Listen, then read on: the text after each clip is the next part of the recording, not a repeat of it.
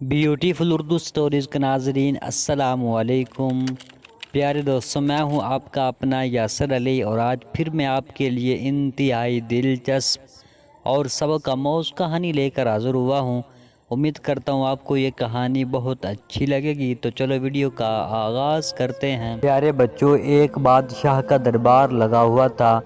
چونکہ سردی کا دن تھا اس لیے بادشاہ کا دربار کھلے میدان میں ہی لگا ہوا تھا۔ سب خاص عام صبح کی دھوپ میں بیٹھے تھے۔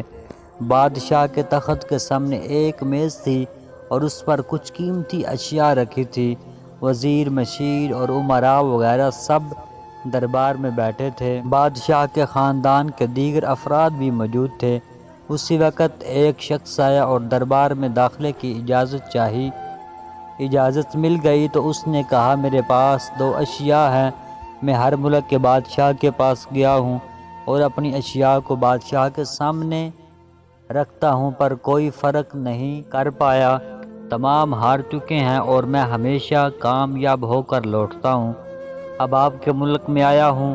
بادشاہ نے کہا، کیا اشیاء ہیں؟ تو اس نے دونوں اشیاء بادشاہ کے سامنے میز پر رکھ دی۔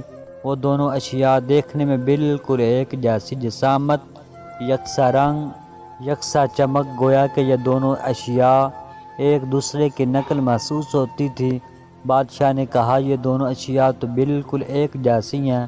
تو اس شخص نے کہا، جی ہاں، دکھائی تو ایک سی ہی دیتی ہیں لیکن ہیں مختلف۔ ان دونوں میں سے ایک قیمتی ہیرا اور ایک شیشہ ہے۔ بظاہر یہ دونوں ایک سے ہیں۔ کوئی آج تک یہ نہیں پہچان سکا کہ کون سا ہیرا ہے اور کون سا شیشہ۔ اگر کوئی جان کر بتائے کہ ان میں سے ہیرا کون سا ہے اور شیشہ کون سا، اگر کوئی صحیح پہچان گیا اور میں ہار گیا تو یہ قیمتی ہیرا آپ کا۔ لیکن شرط یہ ہے کہ اگر کوئی پہچان نہیں پایا تو اس ہیرے کی جو قیمت ہے اتنی رقم آپ کو مجھے بطور انعام دینا ہوگی۔ اسی طرح میں کئی ممالک سے جیت کر آیا ہوں۔ بادشاہ نے کہا، میں تو نہیں پہچان سکا۔ وزیر، مشیر بولے، ہم بھی نہیں پہچان سکتے کیونکہ دونوں بالکل ایک جیسے ہیں۔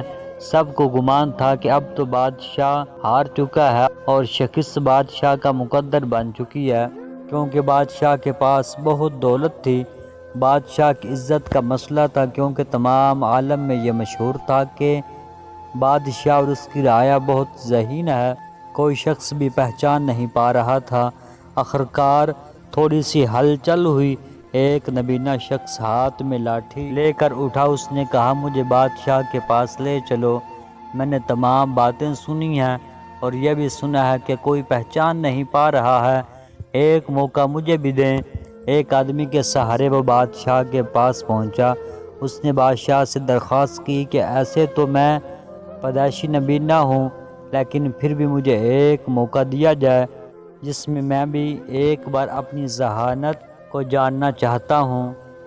ہو سکتا ہے کہ کامیاب بھی ہو جاؤں، اور اگر کامیاب نہ بھی ہوا تو ویسے بھی آپ تو ہارے ہی ہوئے ہیں۔